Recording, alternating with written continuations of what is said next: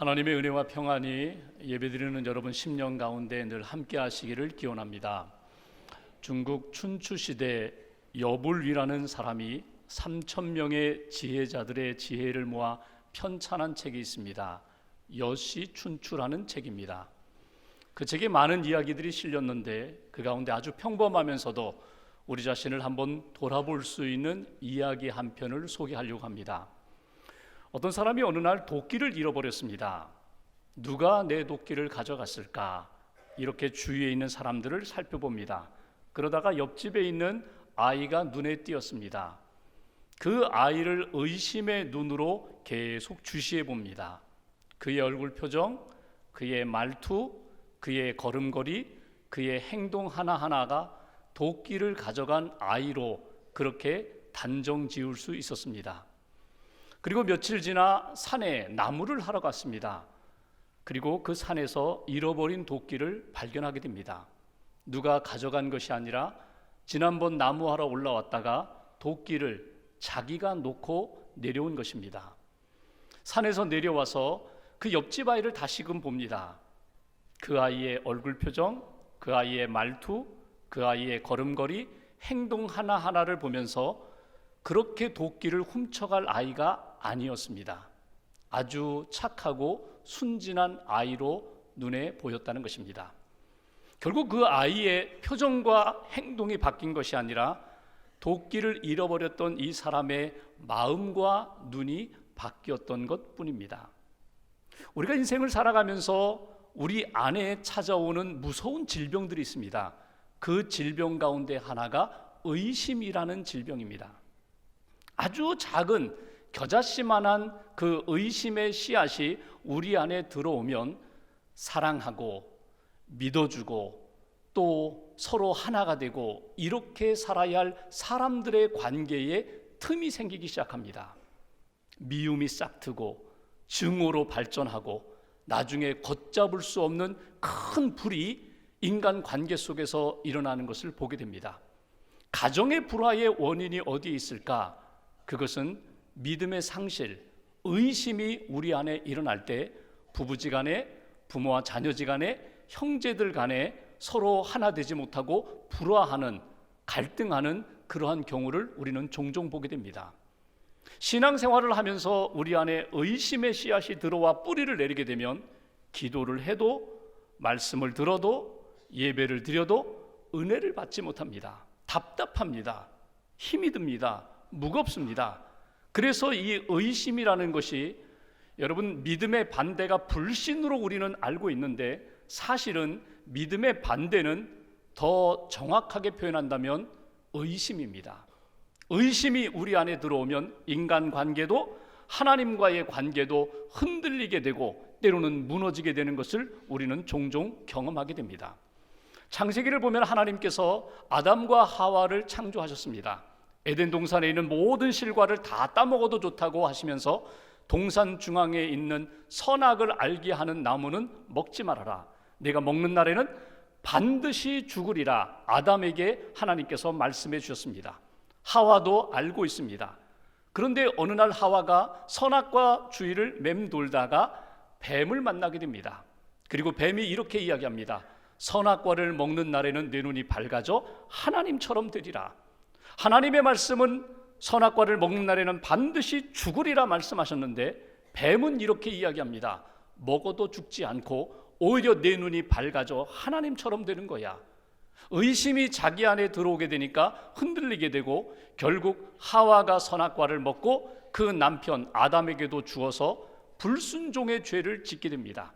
그리고 에덴 동산에서 쫓겨나는 것을 우리는 성경에서 읽어볼 수가 있습니다.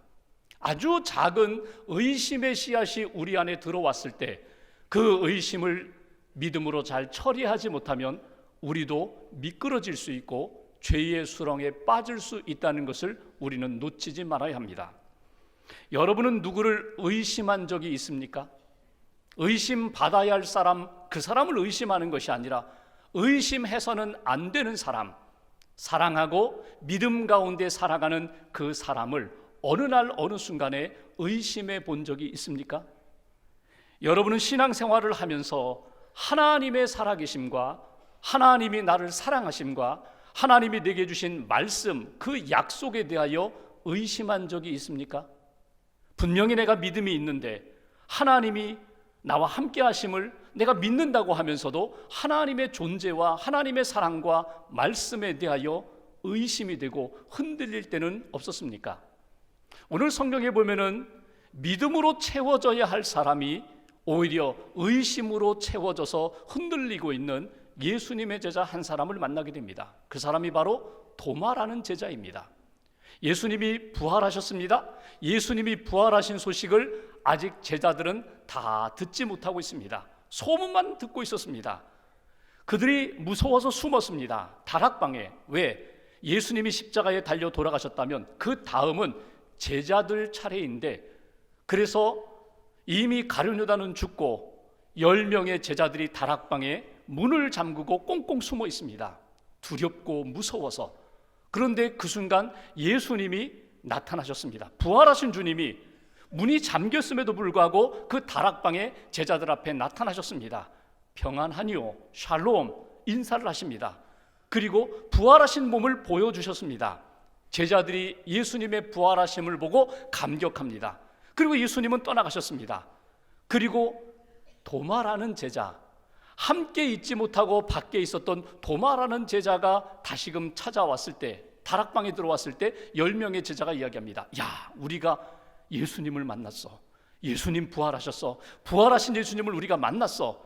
그때의 도마가 인정하지 않습니다. 나는 못 믿어. 나는 못 믿어. 내 눈으로 직접 확인하기까지는, 내 손으로 확인하기까지는 부활의 주님을 나는 인정할 수가 없어. 예수님의 부활을 나는 믿을 수가 없어. 이것이 오늘 본문의 내용입니다. 오늘 본문을 통하여 의심의 자리에서 믿음의 자리로, 의심으로 흔들리던 인생이 믿음의 대장부가 되는 그 길은 어떤 길인가? 오늘 말씀을 통하여 몇 가지 신앙적인 교훈을 얻고자 합니다. 먼저 25절 말씀을 보겠습니다. 25절 한 절을 우리가 같이 봉독합니다.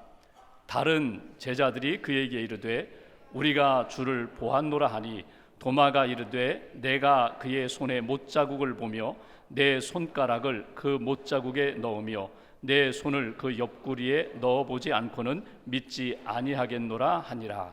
여기 25절에 보면은 도마가 이야기하는 것입니다. 제자들에게 예수님 부활하셨음을 증언하는 제자들을 향하여 25절 내가 직접 봐야겠다는 것입니다. 내가 내 손가락을 예수님의 못자국 그 손에 직접 넣어봐야겠다는 것입니다. 내 손을 예수님의 옆구리, 창에 찔린 그 옆구리에 내 손으로 직접 넣어보지 않고는 믿을 수가 없다. 이것이 오늘 도마가 표현한 내용입니다. 예수님의 제자 도마는 상당히 독특한 인물입니다. 그 제자는 오늘날 현대 지성인의 모습과 별반 다르지가 않습니다. 오늘 저의 모습, 여러분의 모습, 저의 마음, 여러분의 마음 가운데에도 있는 도마의 기질, 도마의 성향을 우리는 발견할 수가 있습니다. 도마는 어떤 사람입니까? 상당히 비판적인 사람입니다. 무엇이건 쉽게 받아들이지 못하는 사람입니다. 도마는 독단적이고 개성이 강한 사람입니다. 예수님이 십자가에 달려 돌아가셨다고 했을 때 제자들이 다 숨어서 흩어졌다가 또다시 모여있는 그 상황 가운데 오늘 다른 제자들은 다락방에 숨어 있는데 오늘 도마만은 무슨 이유인지는 모르지만 다른 곳에서 혼자 별도로 행동하고 있는 모습을 보게 됩니다. 굉장히 개성이 강합니다. 독단적입니다. 의심도 강합니다. 10명의 제자가 분명히 보았다고 3년 동안 함께 예수님을 따랐던 그 제자들 모두가 다 예수님을 만났다고, 예수님 부활하셨다고 증언함에도 불구하고 나만은 믿지 못하겠다는 것입니다. 나는 직접 만져보고 직접 내 눈으로 확인해야 예수님을 믿겠다. 부활의 주님을 믿겠다. 이것이 오늘 도마의 모습입니다. 본인이 직접 체험하겠다고 이야기하는 이 도마의 그 이야기 가운데 우리가 한 가지 주목할 것이 있습니다. 중요한 것은 오늘 도마가 자신의 의심을 표현하고 있는 것입니다.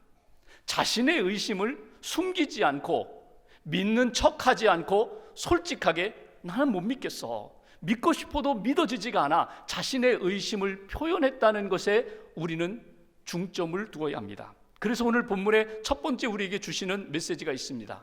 여러분 안에 의심이 일어날 때에, 여러분 안에 신앙의 의문점이 일어날 때에 표현하시라는 것입니다. 감추고 그런 척 넘어가지 말고 솔직하게 하나님 앞에 저 믿고 싶은데 믿어지지가 않습니다. 저 알고 싶은데 이해가 되지 않습니다. 받아들이고 싶은데 도저히 받아들여지지가 않습니다. 오늘 도마처럼 여러분 마음 가운데 있는 의심과 의문점에 대하여 예수님 앞에 토해 놓으시라는 것, 이것이 오늘 말씀을 통하여 우리가 첫 번째 붙잡아야 할 신앙적인 메시지입니다. 도마는 성경에 보면은 몇 군데 그의 행적을 우리가 볼 수 있습니다. 특별히 우리가 읽은 요한복음에 보면은 요한복음 14장에 예수님이 십자가 지시기 전날 밤 제자들의 발을 씻어주시고 성만찬을 행하시고 그리고 말씀과 기도로 마지막 예배드리는 장면이 나옵니다. 마지막 설교, 마지막 기도입니다. 제자들은 마음이 무겁습니다. 예수님은 자꾸 떠나신다고, 어디 가신다고, 십자가 지신다고, 그리고 잠시 후에는 보지 못하고 또 잠시 후에는 나를 보리라고 도무지 이해할 수 없는 그 말씀을 예수님이 하고 계시는 상황입니다. 그때에 제자들의 마음을 읽으시고 예수님이 요한복음 14장 1절 이하에 이렇게 말씀하십니다. 너희는 마음에 근심하지 말라. 하나님을 믿으니 또 나를 믿어라. 내 아버지 집에 거할 곳이 많도다. 내가 아버지 집에 가서 처소를 다 예비하고 거처를 예비하고 그 다음에 다시금 너희에게 와서 너희들도 나 있는 곳에 있게 하리라. 내가 가는 곳을, 내가 가는 길을 너희가 다 아느니라. 그러자 모든 제자들 이해를 못하고 있는 상황입니다. 어디로 가신다는 건가? 그 거처는 어디라는 말인가? 우리는 또 어떻게 간다는 말인가? 도무지 이해하지 못하고 꿀먹은 벙어리처럼 다 침묵하고 있는 상황 가운데 도마가 예수님에게 질문을 합니다. 주께서 어디로 가시는지 우리가 알지 못하거늘 그 길을 어찌 알겠사옵나이까? 주님 자꾸 가신다고 하는데 어디로 가는지 이해가 안 됩니다. 그리고 다시 오셔서 우리를 데려가신다고 했는데 그 길은 어떤 길입니까? 믿기가 어렵습니다. 이거 도대체 무슨 말씀을 하십니까? 도마의 질문에 대하여 예수님이 주신 말씀, 요한복음 14장 6절 말씀, 내가 곧 길이요 진리요 생명이다. 나를 믿는 자는 내가 예비한 그 처소 영원한 하나님의 나라에 들어가는 거야. 나를 믿는 자는 길과 진리와 생명으로 믿는 자는 구원함을 받는 거야. 예수님이 아주 명확하게 제자들에게 오늘 우리들에게 가르쳐 주신 복음의 진리를 우리는 읽게 됩니다. 여러분, 예수님이 이렇게 가르쳐 주신 복음의 진리가 어떻게 시작되었다고요? 도마의 그 질문을 통하여 시작됩니다. 도마가 자기가 가지고 있는 의심에 대하여 예수님 앞에 솔직하게 털어놓은 것을 통하여 오히려 도마가 더 선명한 예수님의 답을 얻게 되는 것을 우리는 읽을 수가 있습니다. 교회에서 신앙생활하다 보면은 샘터에서 모임을 하든지 기도 모임을 하든지 성도들과 교제할 때 내가 어떤 신앙의 의문점이 있고 신앙의 의심이 들을 때에 그걸 표현하면 사람들이 이상한 눈으로 바라봐요. 저 사람은 믿음이 없는 사람인가 봐. 저 사람은 늘 비판적인 사람인가 봐. 저 사람은 회의주의자인가 봐. 그렇게 이상한 눈으로 바라보기 때문에 나의 의심과 신앙의 의문점을 표현하지 않아요. 아는 척, 믿는 척, 모두가 다 그렇게 지나갈 때가 많아요. 근데 여러분, 도마의 신앙의 모습 가운데 귀중한 것을 여러분 놓치지 마십시오. 궁금하세요? 여러분의 마음에 신앙의 의심이 일어나세요? 예수님 앞에 기도하시라는 거예요. 구하라 찾으라 두드리라고 하신 것은 우리의 필요한 것만이 아니라 내 신앙이 흔들릴 때에, 내 마음에 의심이 일어날 때에, 내 인생의 궁극적인 문제가 해결되지 않을 때 주님 알고 싶습니다. 주님 말씀해 주세요. 주님 이해할 수 있도록 깨닫게 해주세요. 주님, 내가 믿음의 사람으로, 확신의 사람으로 설 수 있도록 붙들어 달라고 하나님 앞에 기도하고 하나님의 도움을 받는 믿음의 사람들 되시기를 주님의 이름으로 기원합니다. 마틴 루터가 종교개혁을 했습니다. 마틴 루터가 종교개혁하기 전에 그는 캐톨릭 수도사였습니다. 그는 믿음의 확신이 없었습니다. 정말 내가 죽어도 내가 천국에 가는가? 구원의 확신이 없었습니다. 그래서 그는 선행을 하려고 노력해 보았습니다. 자기의 죄가 생각나면 가서 수도원 원장에 가서 수도 없이 하루에도 여러 번 자기의 죄를 고백하고 용서받으면서 평안을 얻고자 했습니다. 그렇게 자기의 인생의 의문점, 신앙의 의심이 들 때마다 그 구도자의 심정으로 답을 얻고자 했지만 누구 하나 시원하게 답변해 주는 사람이 없었습니다. 그런데 루터가 어디에서 답을 찾습니까? 로마서 1장에서 답을 찾습니다. 오직 의인은 믿음으로 말미암아 살리라. 행함으로가 아니라, 지식으로가 아니라 예수 그리스도를 나의 구주로 믿음으로 구원함을 받고 영원한 하나님의 나라의 백성이 된다고. 여러분, 루터가 구원의 확신을 갖게 된 것은 어느 날 자연스럽게 우연히 발견된 것이 아니라 구도자의 심령을 가지고 주님, 내가 자꾸 마음이 흔들립니다. 내 마음에 의심이 일어납니다. 구원의 확신이 없습니다. 주님께 그 부분을 기도하며 간구했을 때 주님이 말씀을 통하여 그에게 해답을 주셨다는 사실입니다. 여러분, 여러분의 인생 가운데 찾아온 신앙의 의심이 무엇입니까? 방치하지 마십시오. 숨겨두지 마십시오. 시간이 지나면 어느 정도 해결되겠지. 여러분, 미루지 마십시오. 주님 앞에 표현하십시오. 주님 앞에 기도하십시오. 때로는 샘터 모임에서 솔직하게 내가 이런 문제가 있는데, 이런 의심이 있는데, 이런 궁금한 점이 있는데 나를 위하여 기도해 달라고 도움을 구하십시오. 그러면서 하나님이 말씀으로, 성령으로, 사건으로, 때로는 내 마음의 눈을 열어서 영적인 눈을 떠서 보게 하심으로 하나님의 응답을 받고 의심에서 믿음의 자리로 옮겨지는 저와 여러분 되시기를 주님의 이름으로 기원합니다. 오늘 도마가 의심의 자리에서 믿음의 자리로 옮겨지는 일에 우리가 놓치지 말아야 할 또 하나의 교훈이 있습니다. 26절 말씀 한번 보십시오. 제가 봉독합니다. 여드레를 지나서 제자들이 다시 집 안에 있을 때에 도마도 함께 있고 문들이 닫혔는데 예수께서 오사 가운데 서서 이르시되 너희에게 평강이 있을지어다 하시고, 27절 같이 봉독합니다.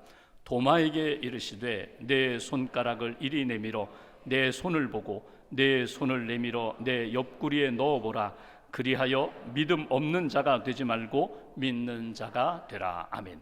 오늘 예수님이 도마에게 직접 주신 말씀입니다. 믿음 없는 자가 되지 말고 믿는 자가 되라.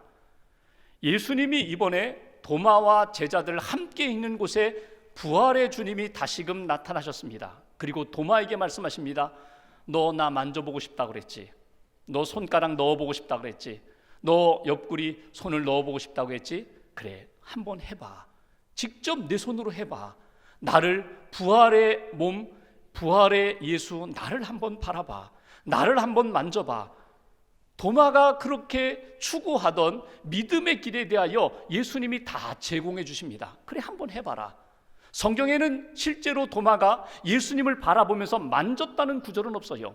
근데 예수님의 말씀을 들으면서 도마의 의심이 믿음으로 옮겨져 가는 것을 우리는 읽을 수가 있습니다. 믿음 없는 자가 되지 말고 믿는 자가 되라. 의심의 상황 가운데 흔들리는 자가 되지 말고 믿음의 반석에 예수님을 만나고 예수님의 음성을 듣고 예수님의 말씀을 통하여 믿음의 대장부로 굳게 서라. 이 말씀으로 도마의 심령과 삶이 변화되는 것을 우리는 보게 됩니다. 여기에 놓치지 말아야 할 것이 있습니다. 지금 도마가 의심에서 믿음의 자리로 옮겨지는 데 있어서 결정적인 시간은 어떤 시간입니까? 주님을 만나는 시간입니다. 주님과 대화하는 시간입니다. 주님의 음성을 듣는 시간입니다. 그래서 우리에게 주시는 두 번째 메시지가 있습니다. 여러분, 주님과 교제하십시오. 주님과 교제하는 시간을 통하여 주님이 나에게 주시는 말씀을 듣고 주님이 내게 베풀어 주시는 은혜를 받으시면 의심의 사람이 아니라 믿음의 사람으로 우리의 삶이 변화된다는 사실입니다. 오늘 우리가 이미 읽은 말씀 24절에는 다른 제자들이 있을 때 도마는 없었어요. 예수님이 나타나셨을 때 도마가 없었기 때문에 예수님과 교제하지 못했고 예수님의 말씀을 듣지 못하여 여전히 의심하는 사람이었지만, 오늘 우리가 읽은 26절에 보면은 8일 후에, 일주일 뒤에 예수님이 다시금 제자들에게 나타나셨을 때 도마가 그 자리에 있었다는 거예요. 오늘 예수님을 만나 예수님과 교제하고 예수님의 이름으로 살아가는 제자들과 함께 만나 그들과 교제함을 통하여 그의 믿음이 다시 한번 굳게 세워지는 역사를 우리는 만나게 됩니다. 여러분, 홀로 신앙생활 자랑하지 마세요. 요즘은 혼자 밥 먹는 시대라고 하죠. 혼밥, 혼자 밥 먹을 수 있도록 식당에도 보면은 혼자 밥 먹을 수 있는 코너를 만들어요. 혼자 여행 다니는 거 좋아합니다. 혼자 운동하는 것도 좋아해요.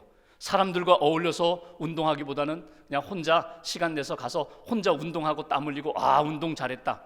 혼자 하는 것들이 익숙해진 시대를 우리가 살고 있습니다. 이것이 우리의 신앙생활에도 들어와서 혼자 주일 예배 드리면 거기에서 만족을 얻고자 하는 그런 분들이 많아요. 주일날 아침부터 일어나고 나가서 번거롭게 교회까지 가서 이렇게 함께 예배 드려야 되나? 그냥 시간 맞추어서 딱 기독교 방송 틀면 묵도부터 시작해서 축도까지 그냥 앉아서 편안하게 예배 드릴 수 있는데, 시간을 지키지 못하면 오후쯤 일어나서 그냥 인터넷 켜면 오늘 우리 교회에서 예배 드린 그 실황을 다 볼 수 있는데, 여러분 이것을 정말 하나님이 기뻐하실까요? 선교지에서 어쩔 수 없이 정말 공개적으로 예배드리기 어려운 상황 가운데 정말 말씀을 혼자 예배드리면서 말씀을 사모하면서 그 말씀으로 은혜 받는 상황과, 지금 함께 모여서 예배드리고 함께 주의를 지키고 함께 믿음의 공동체로서 섬겨야 할 우리들이 나의 나태함 때문에, 또 나의 게으름 때문에, 편리함 때문에 혼자 내가 신앙생활하고 주님을 혼자 만나고 이렇게 신앙의 인생을 살겠다고 하는 것 정말 하나님이 기뻐하실까? 저는 아니라고 생각해요.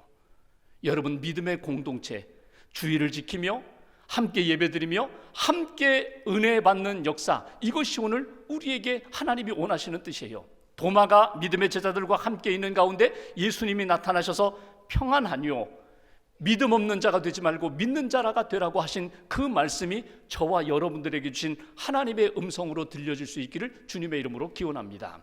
미국의 루즈벨트 대통령이 자주 주일에 가서 예배드렸던 교회가 있어요. 워싱턴에 있는 한 교회. 그 교회는 토요일만 되면은요, 교회 사무실로 전화가 종종 걸려온다고 합니다. 그 내용은 이런 것입니다. 내일 루즈벨트 대통령이 주일 예배에 참석합니까? 안 합니까? 그걸 묻는 거예요. 그때마다 그 전화를 받는 사무실 행정 스텝이 답변은 똑같았다고 합니다. 내일 대통령께서 우리 주일 예배에 참석할지 안 하실지는 확실히 모릅니다. 불확실합니다. 그러나 한 가지 분명한 확신할 수 있는 것이 있습니다. 그것은 예수님과 하나님이 우리 예배에 꼭 참석하신다는 겁니다. 그러니까 예수님 와서 만나세요. 와서 하나님 앞에 예배 드리세요. 여러분, 우리의 예배 자세가 어디 있어요? 여러분의 예배의 중심이 어디 있어요?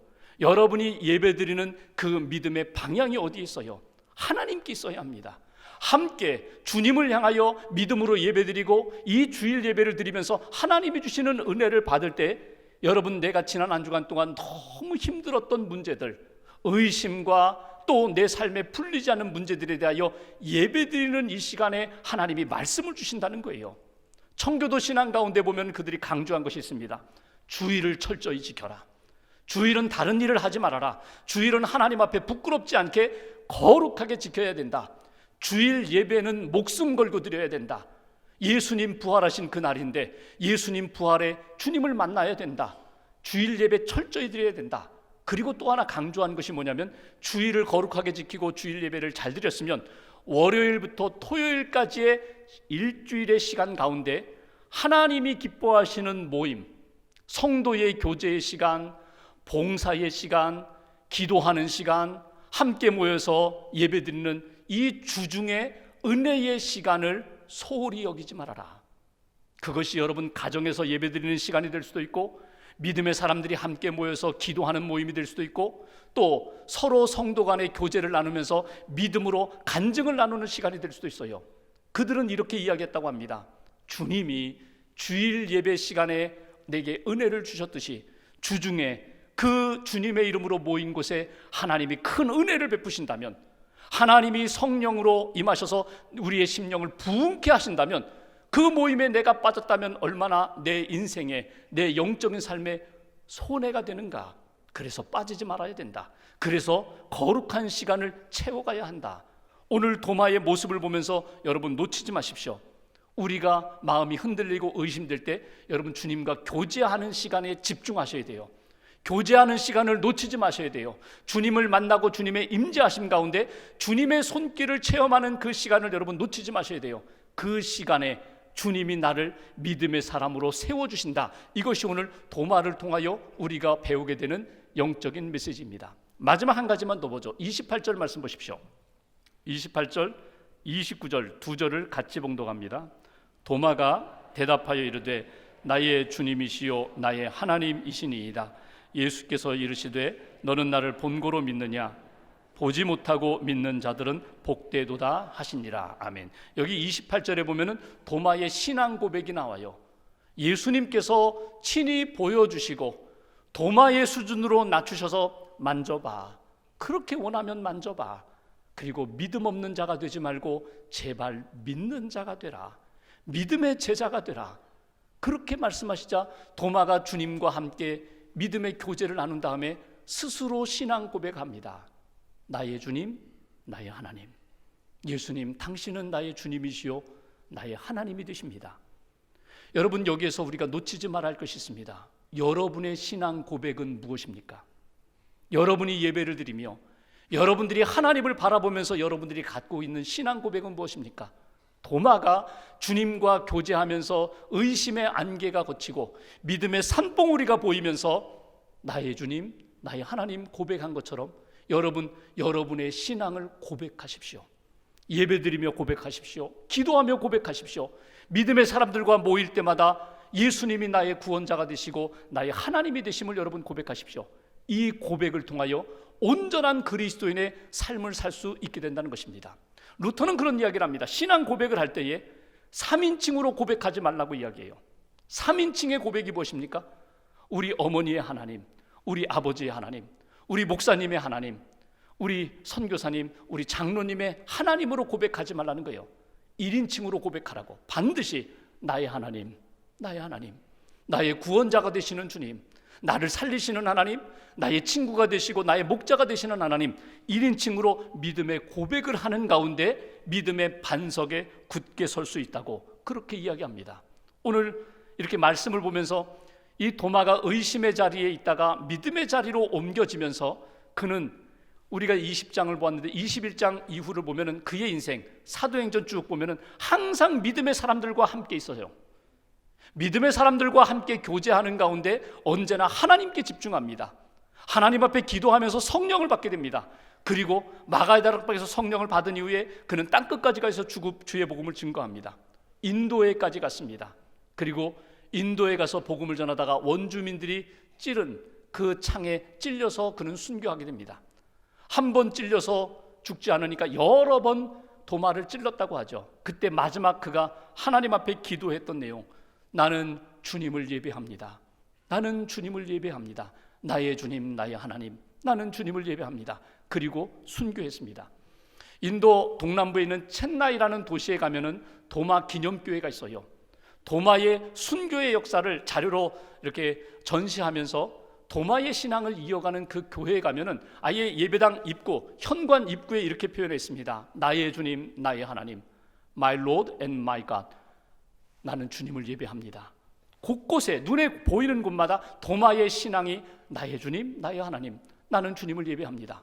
여러분, 의심이 많았던 제자입니다. 그런데 그가 믿음으로 하나님의 손에 딱 붙들림 바 되고 믿음에 고백한 이후에 그의 인생은 어떻게 바뀌었다고요? 나의 주님, 나의 하나님, 나는 주님을 예배합니다. 여러분의 인생이, 여러분의 신앙이 도마가 변화되어서 믿음의 용사로 나타났던 것처럼, 주님의 성숙한 제자로 헌신했던 것처럼 그 길로 걸어가시기를 주님의 이름으로 기원합니다. 요셉과 마리아, 성탄절에 우리가 한 번쯤 묵상합니다. 어느 날 가브리엘 천사가 마리아에게 나타났어요. 그리고 이야기합니다. 내가 아들을 낳으리니 예수라 하라. 아니, 저는 결혼도 아직 안 했습니다. 약혼한 요셉은 있지만 아직 제가 결혼도 하지 않았는데 어떻게 아들을 낳을 수 있습니까? 내가 성령으로 잉태되리라. 성령으로 잉태되어 내가 예수를 낳으리라. 여러분, 이 말을 아멘하고 여러분 즉각적으로 받아들이기가 쉬울까요? 마리아도 어려웠어요. 아멘으로 받아들이기가 어려웠어요. 어찌 이런 일이 있을 수 있습니까? 어찌 내 인생에 이런 일이 일어날 수 있습니까? 그때 천사가 이런 이야기를 합니다. 사람으로는 못하지만 하나님에게는 능치 못함이 없느니라. 하나님의 말씀으로는 능히 가능하느니라. 그때 마리아가 어떻게 고백합니까? 주의 여종입니다. 주의 여종입니다. 말씀대로 이루어지이다. 하나님의 뜻이고 하나님의 말씀이면 제 삶을 하나님 앞에 드리겠습니다. 마리아가 임신했다는 소식을 요셉이 들었습니다. 그는 의로운 사람이라 마태복음 1장에 보면 조용히 정리하고자 합니다. 무슨 사연이 있겠지, 무슨 이유가 있겠지. 요셉의 마음 가운데 얼마나 많은 상상의 의심의 날개가 있었겠어요. 그런데 무슨 사연이 있겠지. 요셉에게 천사가 나타납니다. 그리고 이야기합니다. 마리아 데려오기를 무서워하지 말아라. 하나님께서 성령을 통하여 임신케 했다. 아들을 낳으리니 예수를 하라. 근데 요셉이 어떻게 해요? 자기의 생각으로는 받아들이기 어렵지만 하나님이 은혜를 주셔서 그 마리아를 데려와서 예수를 낳게 됩니다. 여러분, 성경을 보면은요, 참 희한해요. 우리가 정말 쉽게 믿을 수 있고 그냥 바로 아멘할 수 있는 상황을 하나님이 만들지 않으시고 정말 의심이 될 수밖에 없는 상황을 만드신 다음에 우리로 하여금 믿음으로 받아들이라고 말씀하세요. 그리고 그 믿음으로 받아들이는 순종이 있을 때 하나님의 놀라운 역사가 나타나는 것을 보게 됩니다. 믿음의 조상 아브라함과 사라를 여러분 기억하시죠? 75세의 부름을 받고 자식을 준다고 했는데 거의 100세가 될 때까지 자식이 없었어요. 중간에 이스마엘을 낳았지만 그것은 육신의 자녀라고 하나님이 인정을 하지 않아요. 아브라함이 99세, 사라 나이 89세 때 어느 날 하나님이 천사로 나타나십니다. 그리고 아브라함에게 말씀하시죠. 아브라함아, 아브라함아, 내년 이맘때 내가 아들을 낳을 거야. 그 이야기를 아내 사라가 장막 뒤에 문 곁에서 듣고 있다가 피식하고 웃었어요. 그랬더니 천사가요, 사라를 불러요. 너 웃었지? 그랬더니 사라는 또요, 당황해서 저 안 웃었는데요, 안 웃었는데요 그래요. 너 웃었느니라, 너 웃었느니라. 여러분, 이게 뭐예요? 저는 너 웃었느니라 이 얘기가 너무너무 은혜가 돼요. 너무너무 감사해요. 너 웃었어? 너 비웃는 거야? 너 의심하는 거야? 그러면 너 내년에 아들 주는 거 취소, 그리고 떠나둘 수 있는데 하나님이 그러지 않으세요. 너 웃을 수 있어. 그래, 웃을 수 있어. 내가 이해한다. 그러나 있을 수 없는 일이지만, 세상으로는 할 수 없는 일이지만 내가 약속한 것이기에 내가 내년에 분명히 아들을 준다. 그 아들 이름은 이삭이다. 웃음이다. 하나님이 너에게 약속한 아들 아브라함과 사라에게 안겨주시는 것을 보게 됩니다.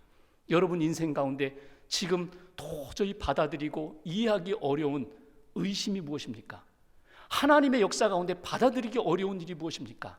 오늘 도마가 믿음의 사람으로 의심하던 자리에서 믿음의 산봉우리가 되는 역사를 바라보면서 하나님이 저와 여러분들에게 찾아오셔서 도마를 만져주시고 아브라함과 사라를 만져주시면서 믿음의 사람으로 세워주시는 역사가 이번 한 주간 동안 저와 여러분들의 삶 가운데 체험되기를 주님의 이름으로 기원합니다.